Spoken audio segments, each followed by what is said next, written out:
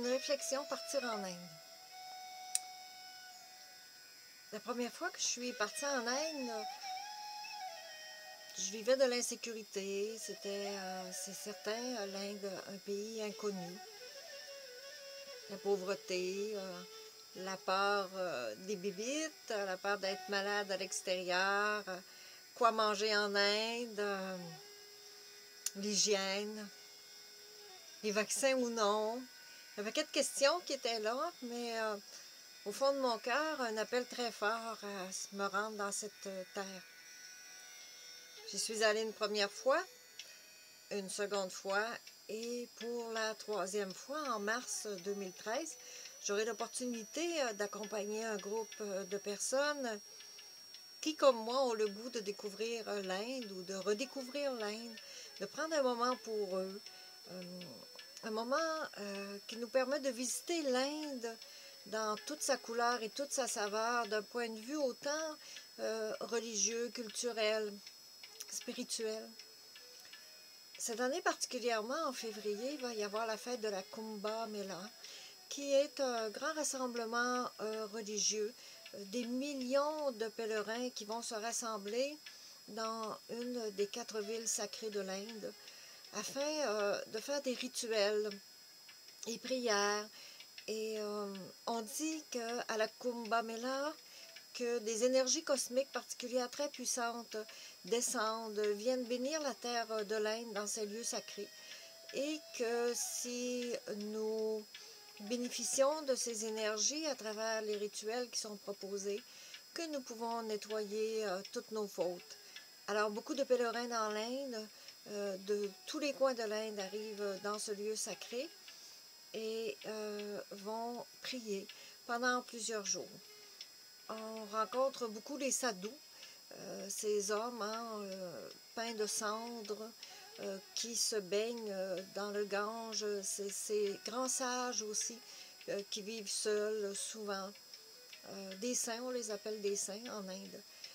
Plusieurs, tous se rendent pour la fête sacrée de la Kumbh Mela. Alors pour nous, c'est une opportunité de croiser ces êtres de sagesse aussi, tout au long du voyage, puisque nous arriverons au moment où la Kumbh Mela, dans les fêtes, se termine, mais bien entendu, l'énergie va être présente. Et nous pourrons, je suis certaine, en bénéficier. Au cours du voyage que je vous propose, nous aurons l'opportunité de prendre un moment, quelques jours, dans le village du Dalai Lama. Bien entendu, je souhaite de tout mon cœur que nous puissions encore une fois le rencontrer. 2 fois déjà, il a croisé ma route, je l'ai rencontré, et je souhaite que le Jamais 203 se réalise afin que tous les gens participant à ce voyage puissent aussi vivre ce moment, je dirais, de bénédiction et de grâce qu'est la rencontre du Dalai Lama. Nous serons donc quelques jours à travers les moines, dans la simplicité de McLeod Ganj, dans la basse Himalaya. Puis, nous ferons un parcours aussi à travers différents petits villages, petites villes. Un séjour dans l'ashram de Ma, qui est un maître qui est décédé il y a quelques années, mais qui est toujours présente dans son énergie, dans cet ashram.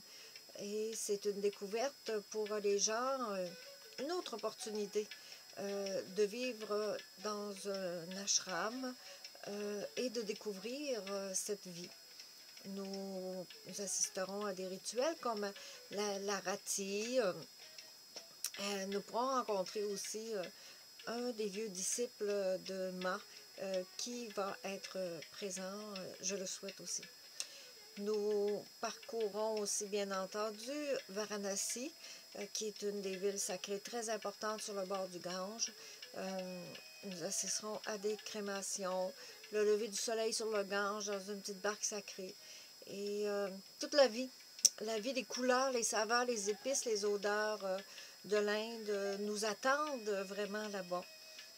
Bien entendu aussi, New Delhi, cette plaque tournante où nous arrivons et nous en repartirons. Nous prendrons un moment pour visiter, magasiner, s'amuser, puisque c'est aussi un voyage de découverte à tous les niveaux.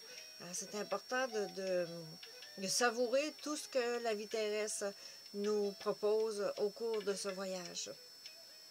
Nous croiserons dans les rues les vaches sacrées à travers le tumulte, le chaos, je dirais, du matin, lorsque tous les travailleurs partent dans différents moyens de transport, autant à pied comme en autobus, à travers les vaches sacrées, qui sont bien installées au milieu du boulevard et qui ne bougent pas, et on les contourne.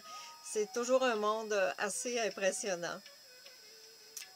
Quoi dire aussi des femmes magnifiquement vêtues, de saris colorés de toute beauté, et aussi avec des bijoux, c'est très très beau les couleurs en Inde, c'est joyeux, c'est pétillant, il y a de la lumière dans les yeux, les gens semblent tellement heureux, il y a une paix partout, ça se rencontre partout. Et le matin, on entend le chant de la Gayatri, les fleurs, les offrandes qui sont offertes aux dieux. Et Shiva et Shakti nous attendent là-bas avec Ganesh, le dieu à tête d'éléphant, celui qui dissout les obstacles. Nous aurons l'opportunité aussi de visiter plusieurs temples, dont le temple qui est dédié à Durga, à Lakshmi, l'abondance. Puis nous irons aussi à Sarnath, le lieu où Bouddha a fait son premier sermon. Et je prendrai un moment là-bas pour enseigner aussi. Tout au long de ce voyage, il y aura des petites plages d'enseignement qui ont pour objectif de supporter les gens dans l'introspection à travers eux au cours de ce voyage sur des thèmes particuliers qui touchent tout le monde, qui sont dans notre quotidien tout le temps pour faire le point et voir si on peut changer des choses. Et bien sûr, tout voyage de ressourcement de ce type nous amène au retour à une vision différente de soi-même, de notre réalité, de celle qui nous entoure. Nous aide à apprécier beaucoup plus ce qui est là et à voir plus clair dans les choses de notre quotidien. Et c'est un voyage qui donne des fruits durant des mois et même des années. Puisqu'il y a plusieurs années que j'ai fait le premier et j'en ai encore toujours les bénéfices. Je le sens beaucoup dans ma vie, dans mon cœur. Et ça me fait donc plaisir d'accompagner ceux parmi vous qui ont le goût, qui sentent l'appel.